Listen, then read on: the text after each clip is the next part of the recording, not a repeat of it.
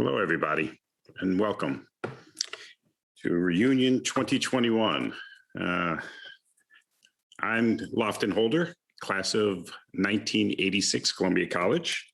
So it's my 35th year this year and reunion, and I welcome all my classmates and fellow Lions. I'm absolutely delighted to have the opportunity to talk to everybody about the core curriculum today and to co-host this with somebody I've gotten to know over the course of the past few years, and that's Larry Jackson, who is a dean, assistant dean, associate dean, of academic affairs for the core curriculum and the undergraduate programs. And Larry and I have gotten to know each other because I've been doing some work on the core curriculum sort of in my later years in life and revisiting a lot of the core. And Larry and I have interfaced a lot on that topic. And Larry, why don't you give a little bit more background on yourself and an introduction? Great. Thank you so much. It is great to be here with you, my friend, Lofton. And it is great to be here with all of you. So welcome. Thank you so much for spending some time with us this evening. I'm really excited to talk with you and to talk with my friend Lofton about the core. I think today we are planning to talk a little bit about the ways in which the core has evolved, how the core has been adapting, as we have all been adapting in the face of the challenges of the last 14 or 15 months. And part of why I asked Lofton to be part of this dialogue with me is because Lofton has also been engaged in this really interesting project himself that I think really embodies the spirit of the core. And so I'm eager to talk about that as well, and to talk about some of the ways in which that relates to the core as a kind of lifelong project. So I hope that through this conversation this evening, we'll all learn something, and I hope we'll all be a little bit inspired and maybe think a little bit about our world and ourselves a little bit differently. So if I could, just to make sure, because this is a core-inspired conversation, I'd like to begin by just offering a bit of background and a bit of history and some definition of what we'll be talking about this evening. Now, I know that all of you are familiar with the core. You have all been through the core. You're all products of the core. But how we talk about the core, how we think about the core, certainly has evolved over time. So I want to just clarify exactly what we mean, and then talk a little bit about some of this history and this evolution, because I think it's very relevant to what we'll be talking about today. So usually when we're talking about the core curriculum, we're now talking about 5 courses. Core began in 1919 as just one course. It has grown to 5 courses now. And these are 5 shared courses that all students at Columbia College are required to take. They are Literature Humanities, a year-long literature course taken by college students in their first year at Columbia. Contemporary Civilization, a year-long study of moral and political philosophy, as well as religious texts, usually taken by college students in their second year. And then Art Humanities, a 1-semester course in which students study works of art over thousands of years, which can be taken at any time. We try to encourage students to take it sooner rather than later. Music Humanities, similarly, a 1-semester study of works of music, which can be taken at any time. And then a 5th course, which is the most recent addition to the core, which was added in the early 2000s, which is Frontiers of Science. And this is a 1-semester course, which is taken by college students in their first year. And the purpose of the course is to introduce students to scientific habits of mind, the scientific method, how scientists think, how they go about conducting their research. And the course does that by looking at cutting edge research in 4 different areas: astronomy, neuroscience, the environment, and those areas are constantly rotating. So when we're talking about the core, we're usually referring to those 5 courses, shared courses that all Columbia College students are required to take. And of course, there are other elements of distributed core as well. Students take university writing, they take 2 global core courses, and there students have an array of options to choose from. And then, of course, beyond the core, there are some other general education requirements that that students are required to take, such as foreign languages. I wanted to say a little bit about why we have the core and how the core has evolved and developed over time, because I think this will really inform the discussion that Lofton and I are going to be having this evening. And to do that, I want to tell 2 stories about the core. The first is a story of continuity. And this is what we were celebrating about 2 years ago when we were celebrating the centennial of the core. This is the notion that in the core, we study works of enduring greatness: Plato's Republic, Homer's Odyssey. And through doing so, we foster a community that extends across generations. Students and alumni from multiple classes are able to talk to one another about what they studied in the core. And this has even been described as a kind of oasis of order in a turbulent world. So that's one story about the core. There's a second story, though, which is just as important, and that's a story of change. And that story begins in 1919 when Columbia College creates a course to confront a very difficult and challenging world. The phrase that they used actually was the insistent problems of the present. It's a lovely phrase that I like very much. And the problems that they were referring to included the collapse of the existing global order at the end of the First World War, a deadly pandemic, and a wave of anti-Black and anti-immigrant violence in the United States. Problems that I think are very familiar to us today. Over the course of the last 102 years, that curriculum, the core curriculum, evolves in order to respond to broader social changes. The Cold War, the Great Depression before that, the student movement in the 1960s, the growing diversity of the student body, and including coeducation in the 1980s.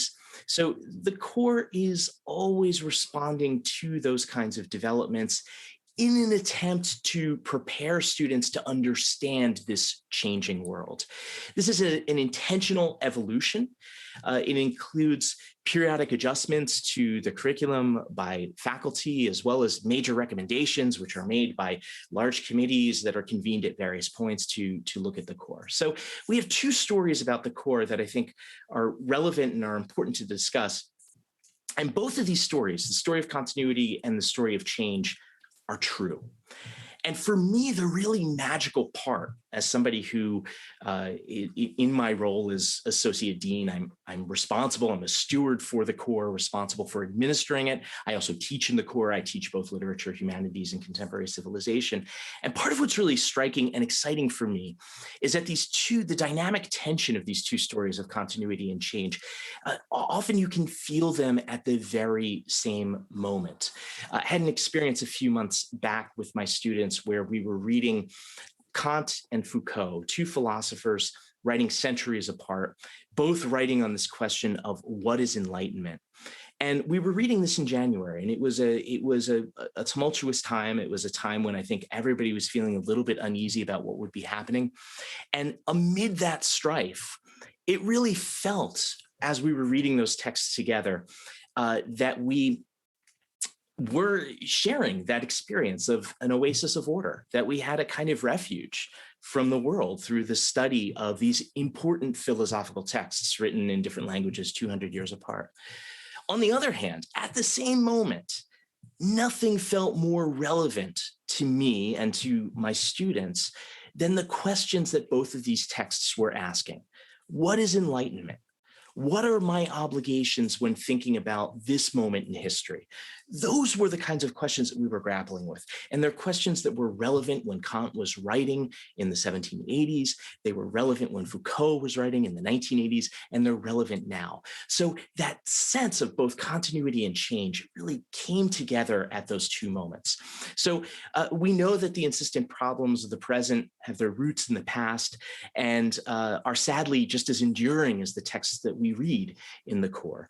So these two stories of continuity and change are inextricably linked. And that's what I'm hoping we can talk about a little bit today.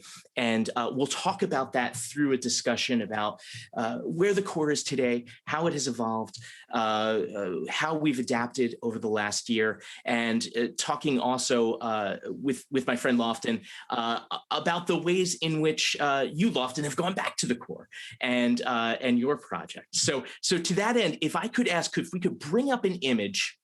This is how Lofton and I first met. I received an image, an email from a colleague who said, you've got to talk to this alum. He shared this document with me. So what you're all looking at right now is a handwritten document from the early 1960s, I think 1962 or 1961.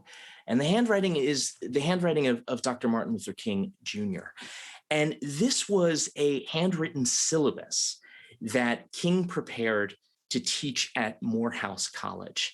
And if you could see what's on there, it's Plato's Republic, it's Aristotle's Ethics, Aristotle's Politics, Jeremy Bentham, St. Augustine, Aquinas. These are texts that have been read for many years in the core curriculum in contemporary civilization and continue to be read today.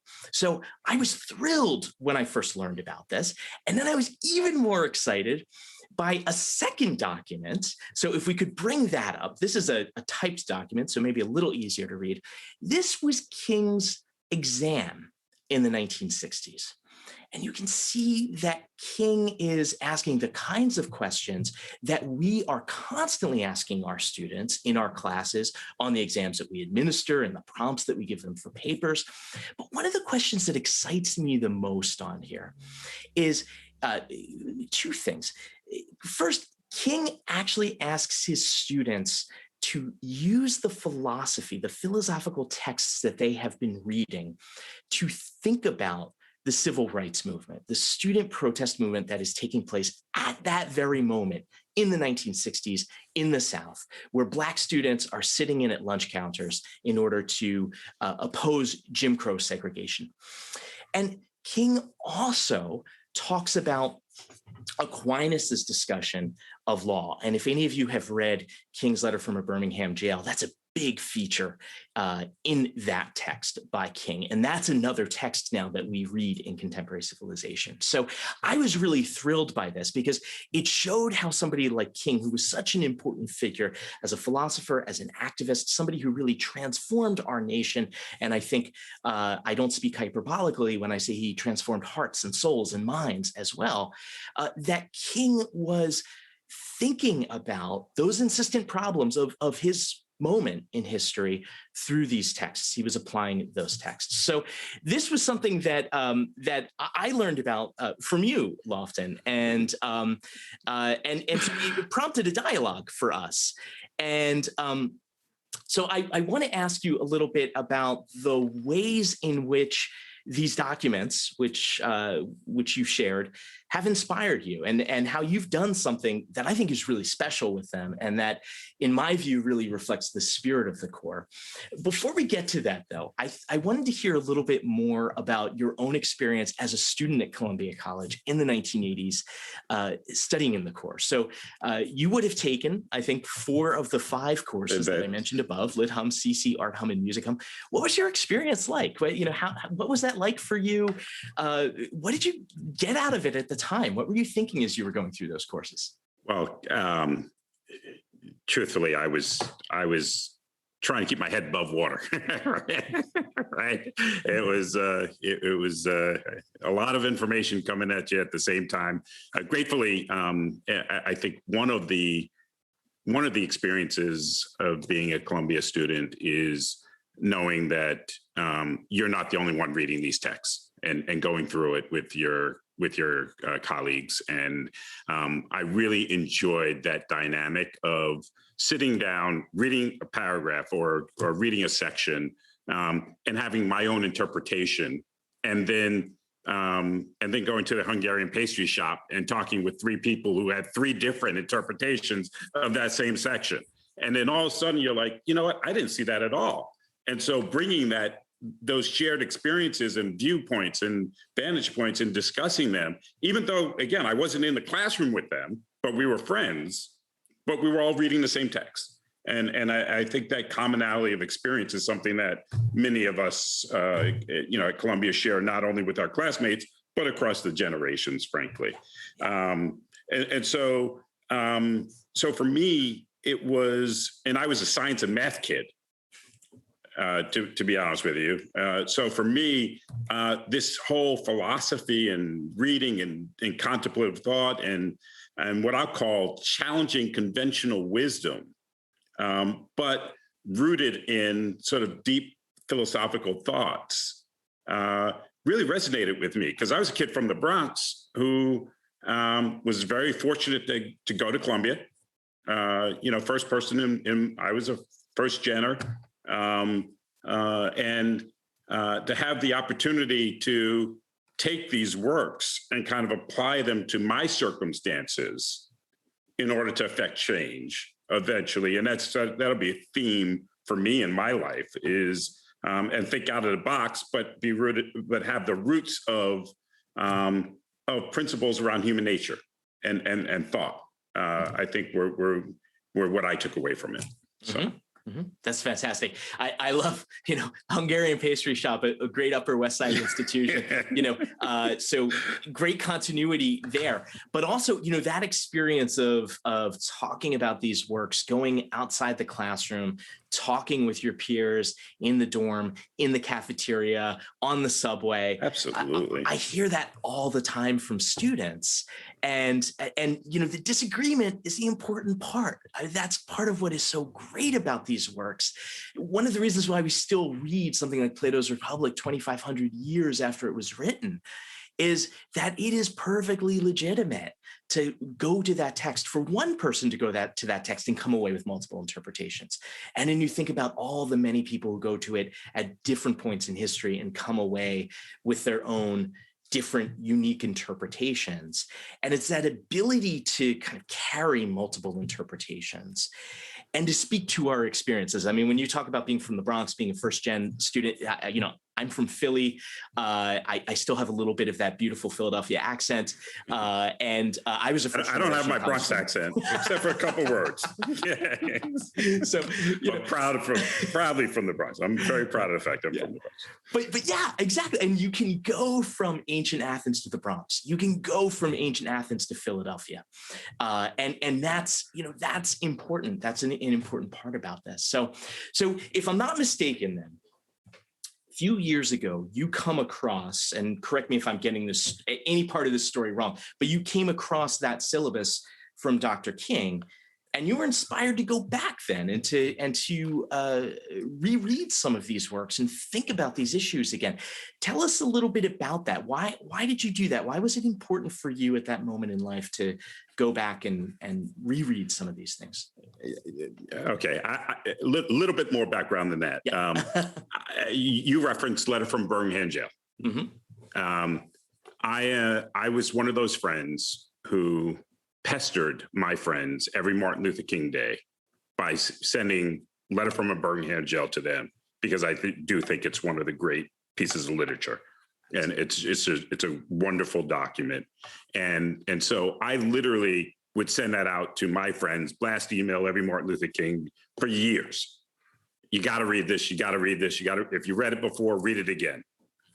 And one year, and this was, I want to say 2016, a bunch of a small group of friends hit me back and said, okay, you send this out to us every year. Let's do something different. Let's go back, and you mentioned Aquinas. Actually, in that letter, there are a bunch of philosophers that King refers to in that letter. So the idea was, let's go back to look at the root philosophies that should have shaped King's views on social change. And again, a little bit more backdrop. I had a 35-year career in Wall Street. My business was seeding hedge funds. So I was making a lot of people a lot of money, but wealth inequality is something that I've always seen. And, it's something I still ride the subways. I still have a lot of family, in the Bronx. I still go up to, I work with kids. I work on affordable housing issues. But that inequality was really bothering me. And really trying to figure out systemic change was really bothering me. And so how do I kind of deal with that? And so that was really the root of these four people getting together and saying, okay, let's really dive into the root philosophies that help King derive his views so that we could debate them like I did in college, right? Mm-hmm. And then it turned out you do a little bit of research and then boom, this curriculum, this syllabus pops up. And I was the only Columbia college grad alum among the group. And Larry, it was unbelievable when I looked at it, right? Because it was CC, mm-hmm. right? And so for me, it was mind blowing. The good part for me as well is I still had the books on my bookshelf, right?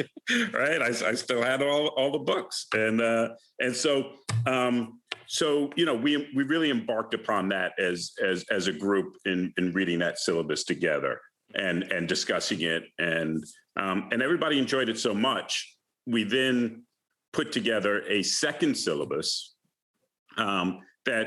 I think the point that we collectively had was if King taught a second semester, right, what would be in that syllabus? Yeah. And then we extended it to exactly what you said is, let's extend it a little bit more and say, let's put in some contemporary authors mm-hmm. That we also think would be influential or we should think about incorporating into developing our own personal philosophies. Mm-hmm. Mm-hmm. So that's great. You said something to me once that really resonated because whenever I go back to books I read in college, it's always a bit of an embarrassing experience because I look at the things that I underlined and that I thought were relevant and important, and I look at the notes that I took and I think, oh my God, what was I thinking? So what was it like for you opening these books for the first time years later? I got to tell you that the 10% of the underline. Well, first off, I was like, I'm glad I did the reading. All right, I was like, okay, at least you did the reading. Secondly, the 10% that I underlined and literally I had annotations in the book still. The 10% that I got right, I was very proud of my 18-year-old self. You did better than I did. Yeah, I was like, oh, okay, at least you got 10% of this right. But it was fascinating to look at it through the lens of when I was 18, 19 years old and reflect on, being in my mid 50s and reading it at that age. And the different interpretations. It was, I guess that's part of, introduction to wisdom, and then gaining some along the way. Mm-hmm. But the power of youth to affect change is, I still believe in that. Mm-hmm. Mm-hmm. I still believe in that. So. Is there, so that you've changed, of course, and you've talked a little bit about that. Was there a way in which the books seemed to change? I mean, did anything in them really, that's not how I remembered it, or that's, that wasn't my sense of this text at all, or I understood this totally differently, when I was 18? I mean, was there a way in which the works themselves almost seemed to grow or change with you? No, I would say, again, the basic themes, mm-hmm. the basic concepts stood. It's more, one observation is I'm now focused more on systemic change rather than individual change. And so, you know, at 18, I was focused on developing my views and sort of my thought processes. And now I'm trying to apply those to systems. And so I tried to read the works more with a view towards how do we think about poverty and intergenerational poverty and change the mindset of how do we redefine government's role in thinking about changing intergenerational poverty. Right. And think about it more from a group dynamic standpoint and a societal standpoint rather than an individual. That's how I would say it changed for me. Yeah, that's great. That's great. So tell me a little bit more about the discussions then that you had with this group that you pulled together. You're meeting with 3 other people, there are 4 of you, right? I mean, what made for a good discussion? What made for a bad discussion? You know. Oh no, it's all good discussions. All great discussions, actually. And so the context is we're all busy. We all had lives. We were all working. So every 2 weeks we would get together on a Saturday morning, kind of earlier in the morning, before life started, right? And so that was one of the things in which we would do. But what made for great discussion actually was focusing in on by the time we started actually diving in, the conversation and relating it to what was going on in society today. I think that really made it topical, and that made it a great discussion. So the Black Lives Matters movement, police violence, as I said, wealth inequality and poverty. And so really delving into the topical issues of today and relating it to that, I think really elevated the level of discussion. So it wasn't theoretical, it was practical as well. And with a focus towards, working with organizations to affect change as well was part of the challenge. So how do we take these philosophical principles and help what we could consider to be not-for-profits that are doing great work do even better work. I think that was much. That's a big part of what we try to do, I think, in teaching in the core, is to get students to apply what they're studying, what they're learning in the core to other things, whatever that might be, whatever their interests are, but to be able to apply those and to think about how to build on it, not just in theory, but in action, how they're going to live their lives, how they're going to engage with other people, how they're going to think about the society that they're a part of and the role that they're going to play in that society. So I think that the application of these ideas and the transition from theory into practice or action of some kind, for me, is very crucial in how we think about the core. Did you or anybody else that you were in this project with change your mind about anything? I mean, was there anything where you kind of went in thinking, oh, I thought this, and I came away with something different? Well, I would say there was a range along the political spectrum within the 4 of us, and I think there was an awakening by some around the roles that certain groups play in society and the power dynamics within society. And I could see lights going off around that concept, and really, frankly, in indignation about it. That I don't think existed before.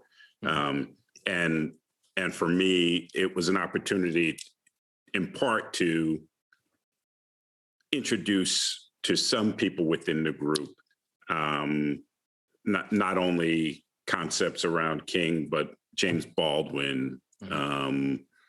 We read Lorraine Hansberry's A Raisin in the Sun. We read Coates. We really delved into. We watched Ava DuVernay movies. So I would say there was an awakening to not only the inequalities, but also the systemic inequalities, right, and the long term. And frankly, I think I was surprised. One person in particular is now an advocate for reparations, for example. And I never would have guessed that going in. So that's for me, one of the really fantastic experiences in teaching the core is when you see people coming in with any kind of opinion from any standpoint and utterly confident in their view. And suddenly learning through reading these texts, the complexity. And you start to see this shift away from assertions to questions, beginning to ask questions about the world, questions about themselves, and understanding that just to take what is ostensibly a simple concept like justice, a term we all seem to think we know what it means. It's a simple concept. We all use it in our language. And yet when you start to look at the history of this concept, you look at the varying perspectives that you get on this concept, starting with Plato's Republic, all the way up to the present, you start to understand that it's a lot bigger and it's a lot messier and more complicated than you realized.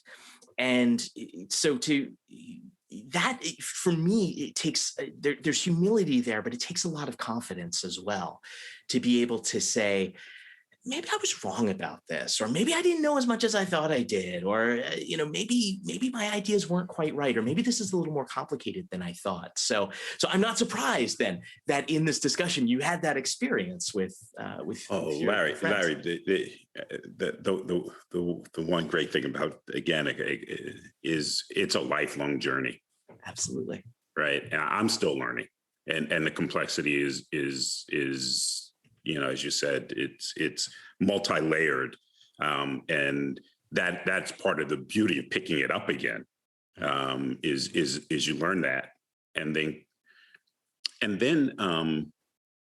as you said, the application of it. So I also serve on a corporate board, a couple of corporate boards, and helping those corporations think about systemic changes and how to think about not only their impact on their employees and making life internally better, but what kind of products are we producing and what's our impact on the environment as well, the external environment, because it's all related.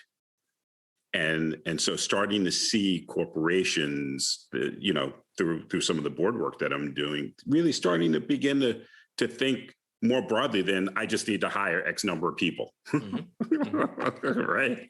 And hire a more diverse workforce, and sort of check the box. As a board member, I felt like reading this enabled me to again think about the systemic change that enabled me to broaden that view and articulate that in the boardroom. So, the first CC syllabus, Contemporary Civilization syllabus in 1919 has and I referred to this phrase earlier, but it says that one of the goals of the course is to explore, and here I'm quoting, how to attain the advantages of group solidarity, yet escape racial, cultural, and class prejudices and conflicts.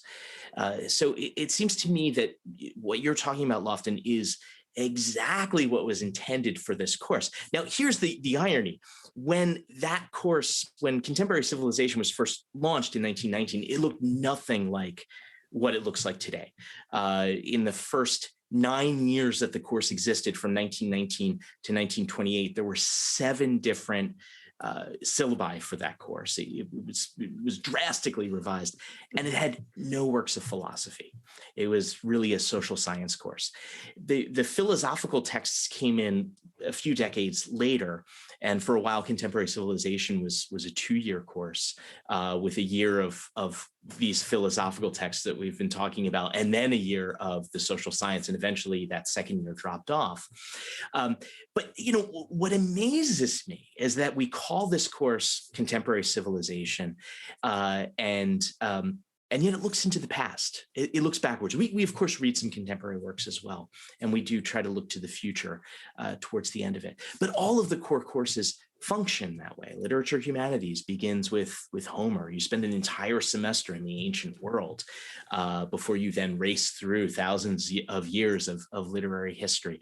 Art humanities, music humanities, they're all going back hundreds, even thousands of years. Why for you was it important to go back to the past? I mean, you're talking a lot about the present, your friends saying, let's do something. It was important to do something. It was important to think about what was going on in the world today. And this was even before COVID, I might add. Why was it important for you to go back in order to think about the present and to think about the future? Larry, I think it's, what's past is prologue, right? And there are lessons to be learned from great thinkers throughout history. And if I can learn those lessons, why not take advantage of it? And at least my philosophy is kind of rooted in continue learning from those in the past and those wise voices in the past. I think of my ancestors all the time, frankly, right? Mm-hmm. What would they say? And what would they pass on? And so similarly with great books, I get the same energy from them around learning. Yeah. And when you see human nature, again, I think that's partly what I did in the investment world. Is you look for patterns, right? And then you look for dispersions. And so pattern recognition is important, but then also you look for deviations from that, because you can either go long it or short it. And so, to me, same with social change, right? Mm-hmm. Is you look for commonalities and what's past is prologue, but then you look for different views and different ways of attacking. Mm-hmm. For example, you and I have talked about this. I wish I had done what, when I was on campus, what a lot of the students are demanding today is more representation. Mm-hmm. In the authors in the core curriculum. Mm-hmm. I think that's terrific myself, because, even as we did our second syllabus, we wanted to make sure that we explored more contemporary authors, because I wanted the views of the contemporary authors too. Mm-hmm. And there's something to learn there. And so, for me, it's all about digesting different approaches and then developing my own, and different thoughts and developing my own, and willing to debate, right, and discuss, right, to help me formulate that. I see that as the purpose. I'm glad you raised that, and it's something we have talked about quite a bit. That there are critics of the core, and we take those critics seriously. We take those critics seriously in part because we want to make sure that the core is working for all of our students, and we want to hear from them when they feel like it's not working. That's really important for us.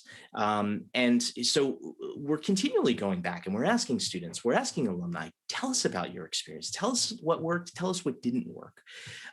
That's really important as we think about that intentional evolution of the core that I was describing earlier. We want to know what students are learning, what they think they need to learn as they look out at the 21st century. and the kinds of problems that they're going to be facing. But there's another piece of this as well that I think is really important that you've been touching on a little bit, Lofton, which is the spirit of the core is a self-critical spirit. It is the core, the texts that comprise the core are all part of what I think of as a project of cultural, political, even personal self-criticism. You think about something written by St. Augustine, for instance, the kind of self-transformation that takes place in the Confessions, which students read in Lit Hum. That to me is really key to thinking about the core and these texts. I often love to point out that many of the core authors that we read were jailed: St. Paul, Machiavelli, Hannah Arendt, exiled, Hobbes, Locke, Rousseau, Marx, even executed, Socrates, of course. And the reason why these authors were often jailed, exiled, and executed is because they were critical. It was because they raised uncomfortable questions about their society. So the inclusion of voices that are critical of our society, of our world, of the core in this conversation, it seems to me is very much in keeping with the spirit of the core, which has a real sort of democratic quality to it. I mean, this is really a conversation that's rooted on dissent. On challenging views, challenging other ideas. It's been said that the core is a curriculum that was born revising itself. From the beginning, it has been undergoing these kinds of revisions. And so the criticism, that's significant, that's important. And it's really important to me that we engage with that criticism and we think about those points carefully. Now, of course, the intentional evolution that I've described in the core, it's very much a collective endeavor on the part of faculty. We have mechanisms in place for all of the core courses. For Frontiers of Science is the one course where actually every year there is some revision to the syllabus. But for the other 4 core courses that I talked about, Lit Hum, CC, Art Hum, and Music Hum, every 3 years there's a faculty committee that looks at the syllabus, that proposes changes. And those changes are then voted on by everyone who has taught the course in the last 5 years and is still affiliated with the university. And faculty are thinking about a lot of different things. They're thinking about what's worked for them in the classroom, what doesn't work. They're thinking about what they're hearing from their students. They're thinking a lot about what's going on in their field. Where is scholarship taking place? I think of someone like Mary Estelle, who is not on the core syllabus, but a number of core instructors, including me, have been adding her recently. She's somebody whose work was ignored because she was a woman. It was simply ignored for many years. And she is now somebody that a lot of philosophers are taking great interest in. So faculty are thinking about that. Who is now being talked about, who's being thought about in terms of scholarship. And so we see in those conversations that faculty have that dynamic tension between continuity and change. And the kind of criticism that we hear from students is a really important element in that conversation. It's not the only one by any means, but it is an important part of this large collective endeavor as we think about the intentional evolution of the core. I think that's great, and I commend you for being open to the suggestions, right? And for having a process in place for evaluating that. Mm-hmm. Very, very important. As I said earlier, I do wish I had spoken up and had the tools to speak up at the time. I just didn't, because it would have been nice to have read works by authors who kind of look like me. Mm-hmm. And had my views. So my first encounters really with James Baldwin were when I left Columbia. And so, I used the Columbia Foundation, but then all of a sudden there's this guy from Harlem who, you know, has words to say that resonate with me, you know, Yeah. and who I can apply this to sort of my situation. Yeah. So anyway. Yeah, and you see also the ways in which someone like Baldwin resonates with so many other authors that we read in the core. I just gave a talk to a group of students, and I went and looked at a talk that James Baldwin gave in 1963, October of 1963, shortly after the assassination of Medgar Evers, which I think happened in June of that year, and I think a month to the day after the bombing of the 16th Street Baptist Church in Birmingham, Alabama, where 4 little girls were murdered, a bombing by the Ku Klux Klan. And I am struck. So I drew very heavily on this talk that Baldwin gave to a group of New York City school teachers as I was speaking to a group of students. And I was struck at how much Baldwin's ideas echoed Socrates, the life of Socrates. Baldwin really talked about the figure of the child, raising questions, posing questions that challenge dogma, that challenge ideology, that it's the child who can look at the world in an unblinking way without bias, without ideology, and is therefore able to raise questions that get people to think in different ways. That's the essence of what Socrates did. That's why he had to drink the hemlock, right? It can be dangerous to do something like that. I've talked to you about this before, Lofton. There's a philosopher named Stanley Cavell who describes this as the education of grown-ups, right? It's listening to these kinds of questions and saying, maybe I was wrong about that. Maybe I need to revisit what I'm thinking. The core is not about the transmission of knowledge. The core is about reflecting on what you think you know already, and maybe questioning it, maybe revising it, maybe not. Maybe also saying, no, these are convictions that I really believe in. And this is why I find it really offensive, in fact, when this philosopher says whatever they say, or when I read something like this in a literary work. But these questions, these texts pose questions to us the way children pose questions. They're these nagging, insistent questions that sometimes are unanswerable. And sometimes we do have to throw our arms up and say, I just don't know. But that's not a bad place to be in. And to have a part of our curriculum that really is not about developing expertise, is not about transmitting knowledge, but is about having the humility and the courage to say, I don't know. That's something that's really important and unique and very special about what we do in the core. Yeah, I do remember that conversation, and I don't know if you remember the part, but I think kind of what segued us to that was I was talking about the fact that I had served on the board of the Museum for African Art, and we had an exhibit once, which was the influence of African art on Picasso. And one of the quotes that Picasso always, and this ties into the art hum and everything, but one of the quotes that Picasso is really very famous for is the fact that he spent a lot of his sort of the latter part of his years in deconstructing so that he could paint as if he were a child. Yeah. Yes. Yes. or draw, right? Create as if he were a child. Yes. And so he was trying to unlearn what society had showered on him for his life, and sort of go back to looking through the world through the prism of a child. And he found it increasingly difficult to do. Right. Very, very difficult to do. Yeah, that unlearning is so important. I'm glad you used that word. And, unlearning doesn't mean throwing away. It doesn't mean you never go back to that. It means that you have to approach it anew. You have to approach it, and Dean Valentini always talks about beginner's mind, right? You have to approach it as though you're seeing it for the first time. And you then start to choose. This is what I believe. This is what I think. This is what resonates with me. This is what doesn't.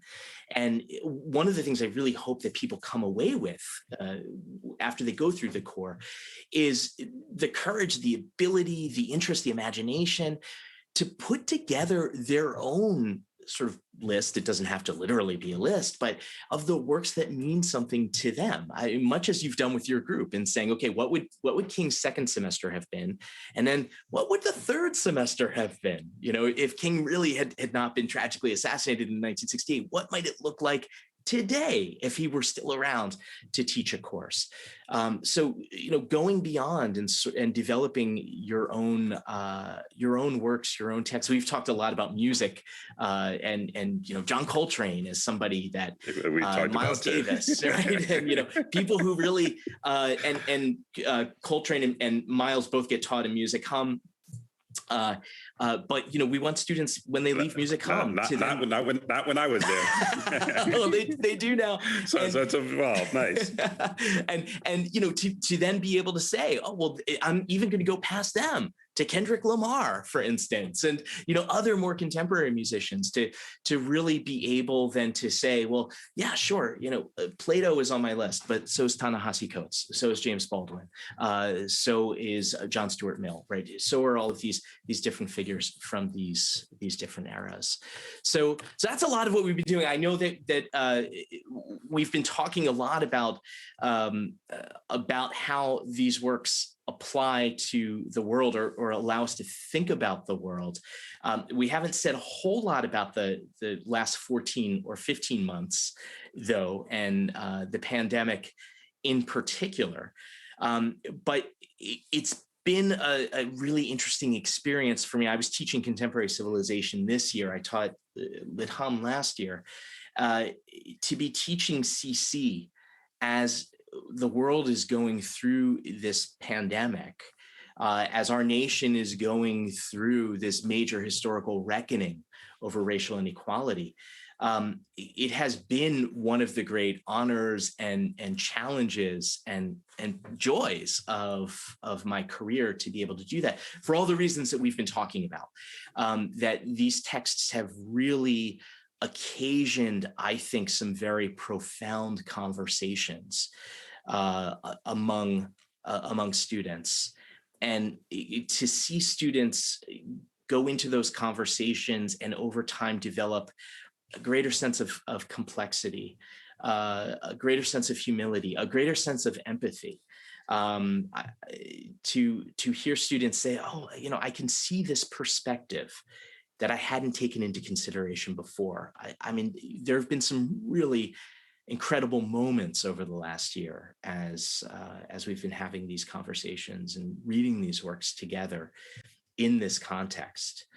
And my hope is that students, by virtue of having read these works and had these conversations, are really going to be able to understand themselves and understand the world and understand this very trying, difficult time with some real depth and some real sophistication that others might not have, because they haven't gone through this experience of talking about these ideas in these works.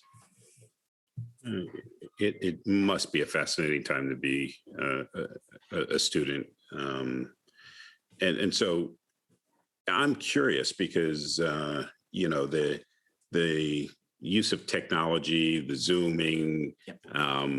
How did that impact the core this year, in your view? And how did you adapt to that? Yeah. I mean, this was, of course, the major crisis that we faced, right? I mean, the essence of the core is that we have these seminar conversations. We're crowded around a table in Hamilton.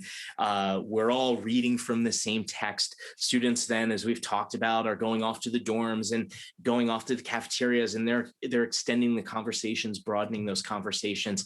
So how can we replicate something like that? You know, it seems to me that a big part of the essence of the core is that sense of community. It's a community that extends throughout your class year. You know, all first year students are taking Lit Hum at the same time.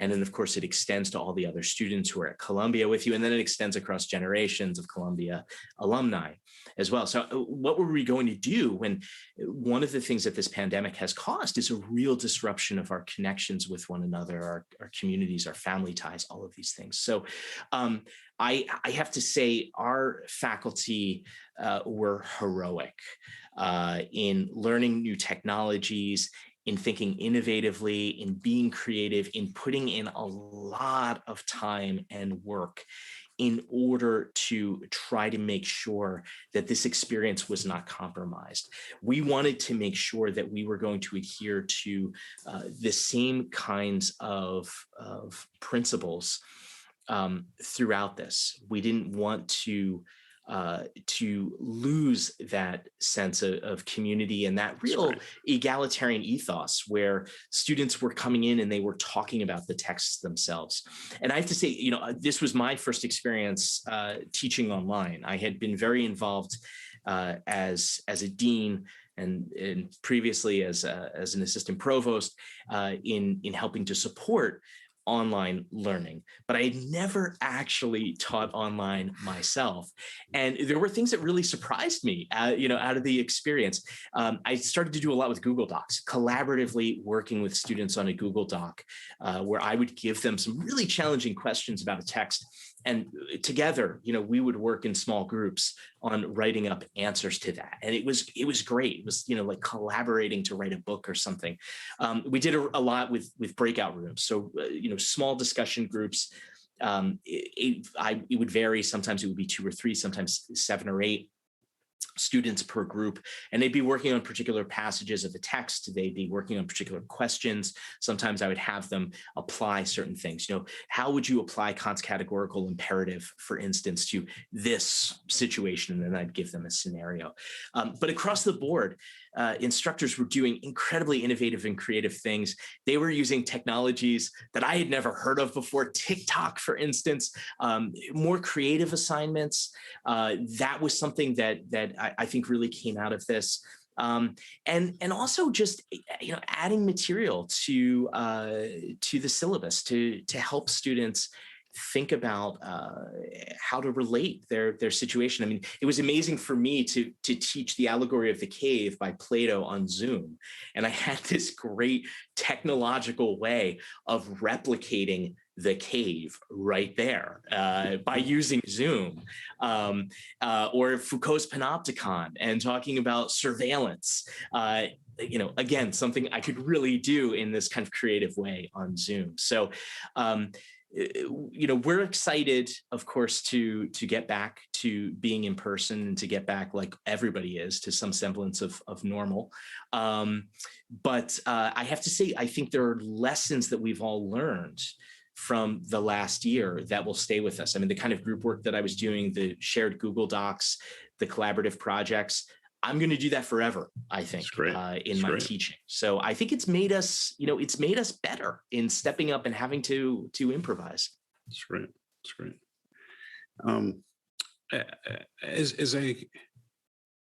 I'm also curious, have you seen the student questions evolve over time? Sort of, have any patterns there that you would say? Yeah, I have seen students this year in particular. Students really wanted to talk about what was happening politically in the world. They wanted to think through the pandemic. They wanted to think through Black Lives Matter. They wanted to think through the election. There were some moments when they didn't also. I mean, I remember when it was unsure what was happening with the election back in November. Those were a few days when students, they really wanted just to focus on the texts and to not think about the application of the texts to things that were going on in the world today.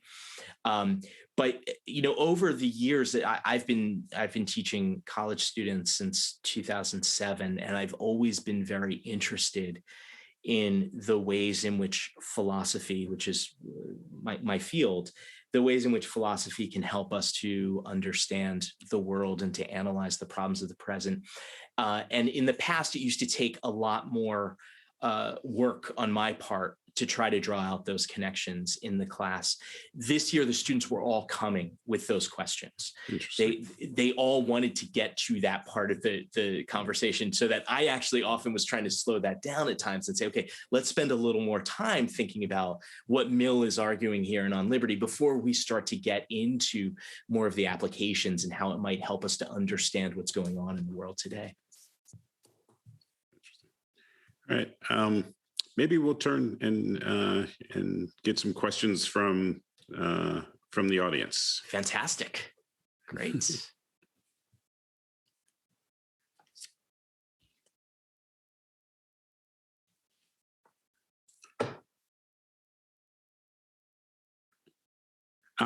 First question. Of all the texts, what about Frederick Douglass? What to the American slave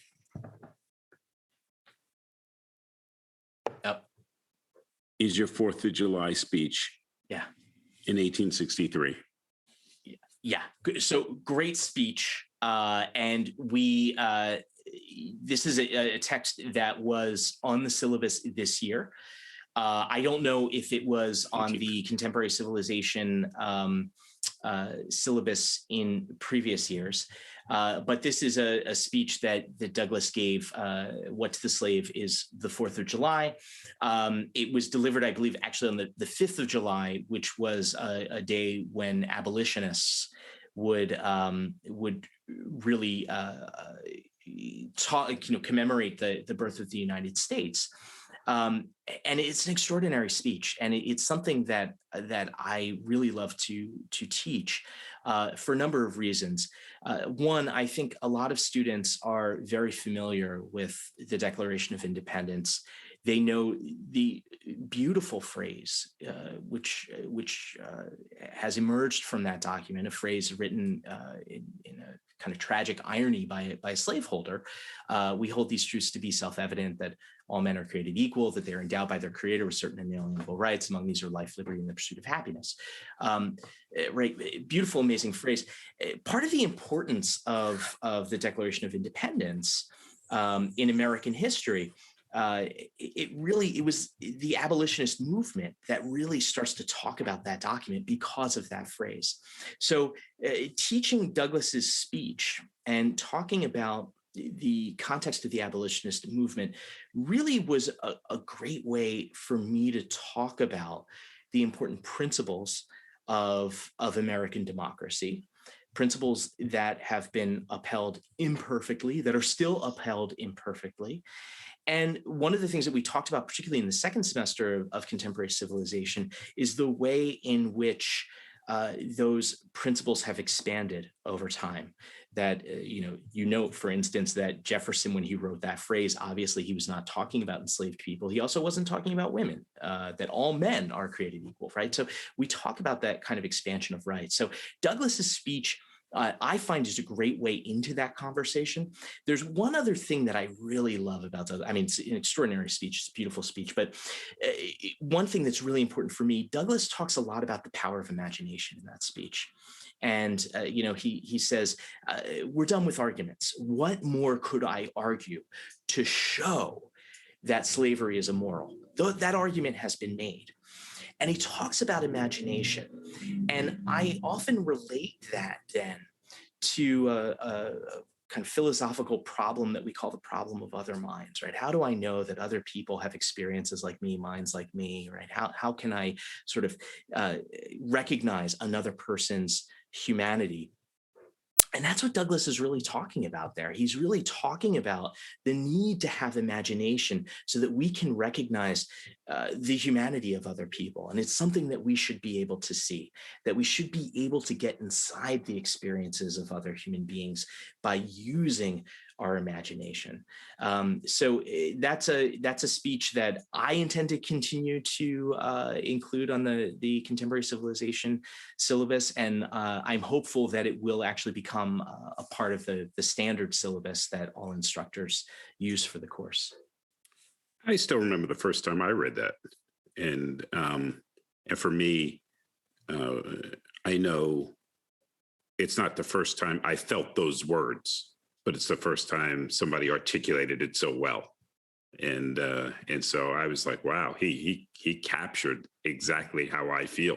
Mhm. And it was extremely well written document. And those, I guess that also goes back to your question about sometimes recognizing the history is important. Yeah. It not sometimes, most of the time, actually, because again, it's like, wow, he felt that way back then too, and probably more so.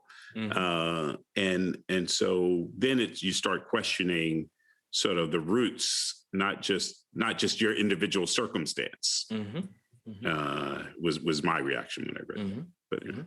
Yeah, it's an extraordinary speech, and there's so much passion in it, and it's brilliant. And Douglas is such an important figure in our history and in the history of ideas. And having his perspective, I think is just lends so much to our understanding of these ideas and these issues and our present moment.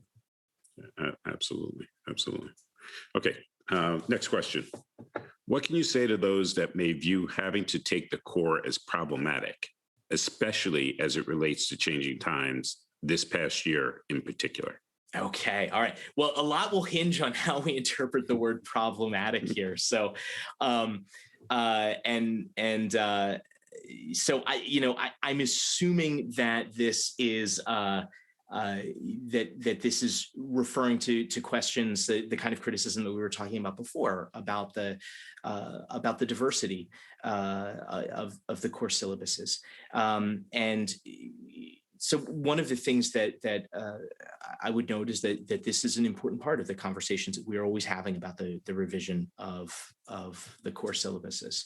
And I am pleased that the syllabuses have become more diverse. I think they are becoming increasingly diverse as time goes on, and I think that that's important to show if we're talking about courses that are attempting to illuminate the human experience in some way. We need to show the human experience in its diversity. So I think that having those multiple perspectives is really important.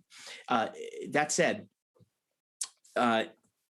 it's amazing what we can find in different places. So I first read the autobiography of Malcolm X when I was 15 or 16 years old. And my favorite chapter is chapter 11 of that text, where Malcolm X is describing his education in prison and his literal physical transformation, right? By the end of that chapter, he's read so much in the dark that he now needs to wear glasses. I first heard the name Spinoza, for instance, very important philosopher, from reading that chapter. I first learned who Spinoza was. I first learned who Kant was. Nietzsche, I think I already knew about, but Malcolm X mentions Nietzsche.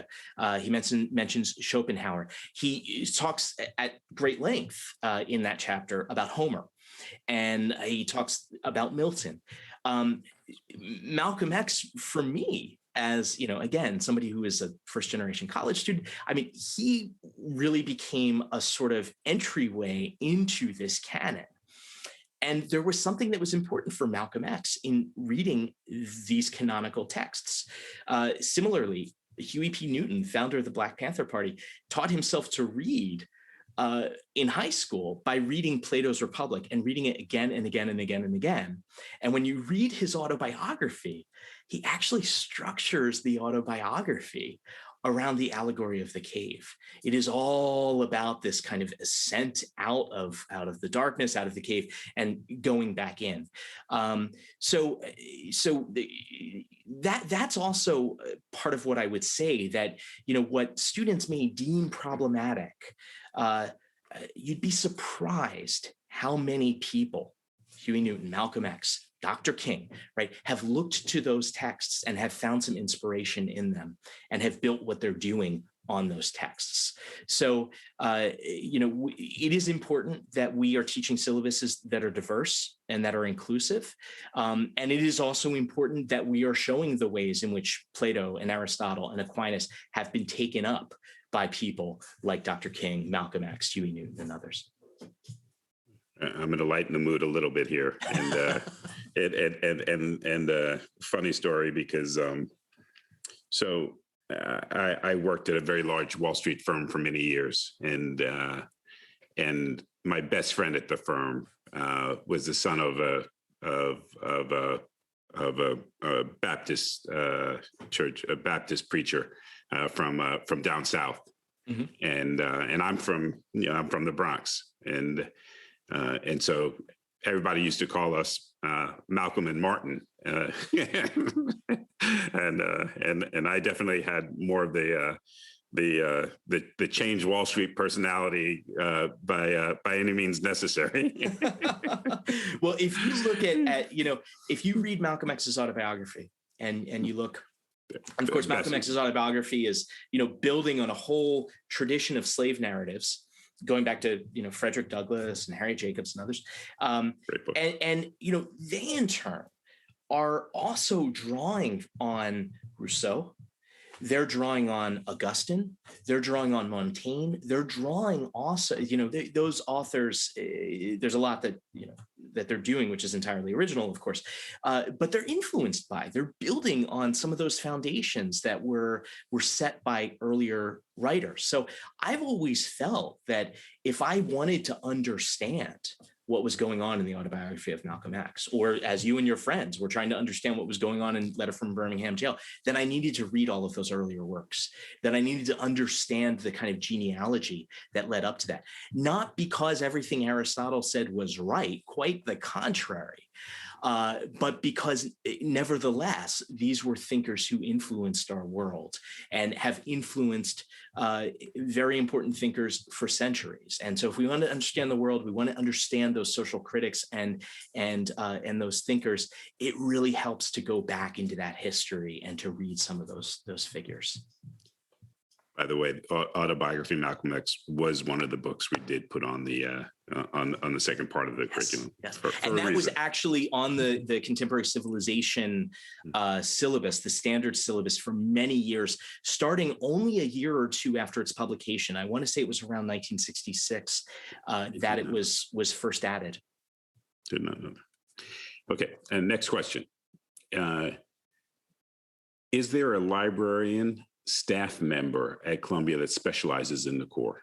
Yes. So we have at Columbia College, we have the Center for the Core Curriculum in Hamilton. We don't get to spend much time there right now, unfortunately, but I'm really looking forward to being back there every day. We have a staff there. We work closely with faculty and with students. There's a lot of work that goes into administering the core. A lot goes on behind the scenes. So we have a terrific staff of people who are working on that. And then we work extremely closely with the wonderful staff in the libraries. And they do all sorts of things. I mean, one, they need to make sure that we have editions of texts this year that students can borrow. This year, it was especially complicated because we had students all around the world. We needed to make sure that there were electronic versions of texts that were available to students.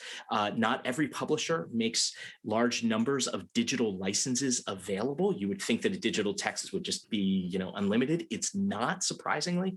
So we worked really closely with the library staff. They worked long and hard to make sure that we had digital editions available to students around the world. They were also shipping hard copy texts to students around the world who needed that. So they do a lot to support our students and our faculty. And they also bring a lot of expertise. The library staff are incredibly knowledgeable. There are people with expertise in various subject areas. The Rare Book and Manuscript Library is a place that we love to take our students so they can see these rare books that they're reading. They can see, first editions of them, things that, were printed by the Gutenberg printing press. So I cannot praise the library staff enough for the work that they do in helping to make the core what it is. And I'll just throw in one more thing, which is not directly related, but which is to say that we've talked a lot about some of the informal, improvisational ways in which the core conversation continues outside of the classroom. There are a lot of more formal, orchestrated ways in which that happens. And so things like trips to the library, the Rare Book and Manuscripts Library, that's a big part of it. But we also, every instructor has a small budget to take students to museums and other cultural institutions. I actually, Lofton, took my students last year for Lit Hum to the Bronx Museum, which is an amazing, wonderful gem. And it didn't cost me a thing, actually, because the admission is free. So I was able to use that budget to treat the students to a nice lunch afterwards. We orchestrate a lot of those things as well, special events and conversations. We also bring in people to deliver lectures to students. Last year, we had Emily Wilson, whose translation of the Odyssey is so good. I can't recommend it enough. So she came in and talked about that. This year we did, it was virtual, of course, but in collaborating with the alumni office, we did a talk with Claudia Rankin, where she was talking about her book Citizen and was reading from it. And this was a text that we assigned as summer reading last year to all incoming Lit Hum students. Next question, Larry. There are core texts that my dad read as a member of the class of 1958, that I read as a member of the class of 1996, and that, to me, all alumni who graduated in between and thereafter. We know that those texts, we know what those texts are, and as an alum, value that continuity. Mm-hmm.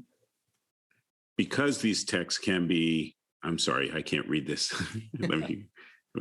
I need reading glasses, apparently. It looks like I could see it here. Because those texts can be the basis of discussions across generations, does your reevaluation of the core include replacing these texts, or are modifications additive? So one quick thing, not my reevaluation of the core, the discussion about revisions to any core syllabus involve hundreds of faculty members. It is a broad, consultative, collaborative effort.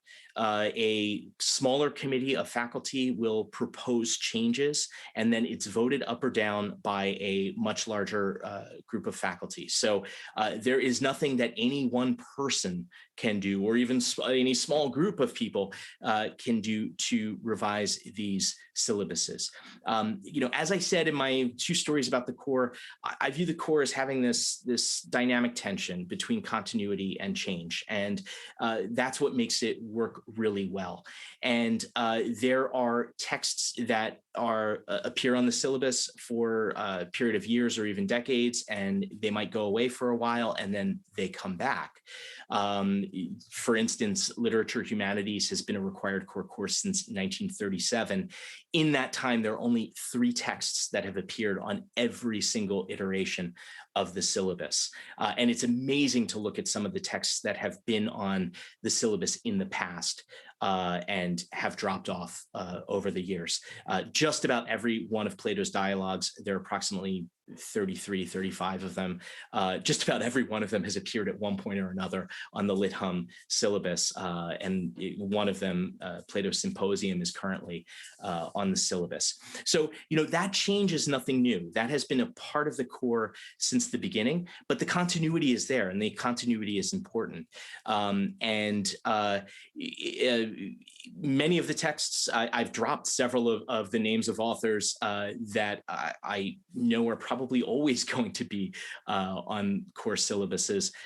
Plato, Aristotle, Hobbes, Rousseau, Locke, Descartes. I mean, these are all figures, John Stuart Mill, these are all figures who feature prominently in the core and probably will for a very long time, if not always. And yet the specific texts might change. some things do drop out and other things are added back on. So I think the overall sense of continuity, the overall scope of the syllabus, I think that will remain. And I think if students from a particular generation might have taken Lit Hum when it was reading Symposium, another generation might have taken it when it was reading a different text by Plato, but it's still going to allow for that kind of intergenerational conversation. I prize that. I think we all prize that, and we all think that that's a really important part of constituting this Columbia community. Thank you. Last question. Are the extended core courses now the global core courses? Mm-hmm. Furthermore, could you describe the global core, the impetus for it, and what is it intended to accomplish? Yes. Okay. All right. So yes, the global core, very important part of the core. I have been talking about the 5 shared core courses that all Columbia College students must take, same courses, same syllabuses, across the board. Those are the courses that I'm most involved in my role as associate dean. We do also have a global core requirement, and students must take 2 courses which are deemed global core courses. Now, here's why that requirement is a little different from the 5 courses that I've been talking about before, Lit Hum, Contemporary Civilization, et cetera. The difference is that the global core is a distribution requirement. There are dozens, probably even hundreds of courses that satisfy the global core requirement.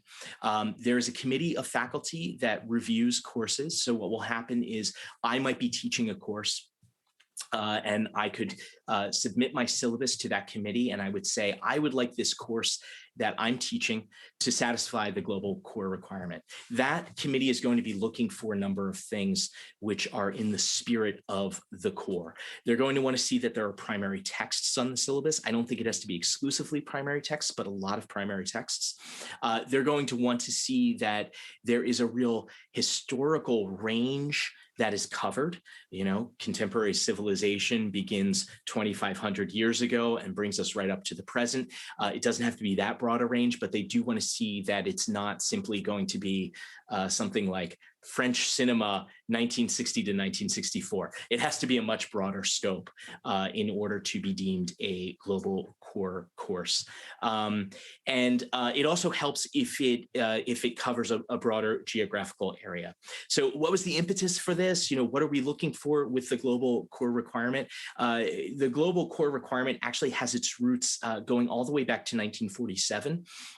In the 1940s, right after the end of the Second World War, the beginning of the Cold War, there is a sense among Columbia faculty that the core needs to evolve to confront that historical moment and to prepare students for the divided world that they would be facing. And I think there's a case to be made that the addition of art humanities and music humanities were part of that as well, a sense that students needed to have a sense of the art and culture of the world, and that it was important in trying to talk about democracy, to talk about culture, talk about art, talk about music. But the global core, which was not called that in 1947, global core is a more recent nomenclature, but it really has its roots at that moment. And that was when there was first the introduction of core courses that were studying cultures outside of the West. The hope was that students would go through literature humanities, contemporary civilization, art humanities, music humanities, have some understanding of the intellectual and cultural genealogy that led up to their moment in New York City at Columbia University in the United States, and would then be able to apply those kinds of methods to the study of texts, works, ideas from other cultures, and that they would similarly follow a kind of genealogy in the global core that would be similar to what they're doing in Lit Hum, CC Art Hum, and Music Hum. Now, one of the things that's been happening in really the last 25 years among the 5 shared global courses, 5 shared core courses rather, is a sense that the boundaries of the West are a lot more permeable than people might have once acknowledged. And so, for instance, in contemporary civilization, the Quran was added in 1995. It's important to note that Islamic philosophy in places like Spain and Portugal in the medieval period was incredibly important, incredibly fruitful, and any sort of intellectual history of Europe would be incomplete without touching on it. So that's an important part of the core curriculum. With my students last year in literature humanities, we read the Bhagavad Gita, important sacred Hindu text. And we did this in part to look at some of the narrative conventions of epic. You can see a lot of parallels between the Gita and the Aeneid, for instance, by Virgil. But not only that, I knew that students the next year in contemporary civilization would be reading Gandhi.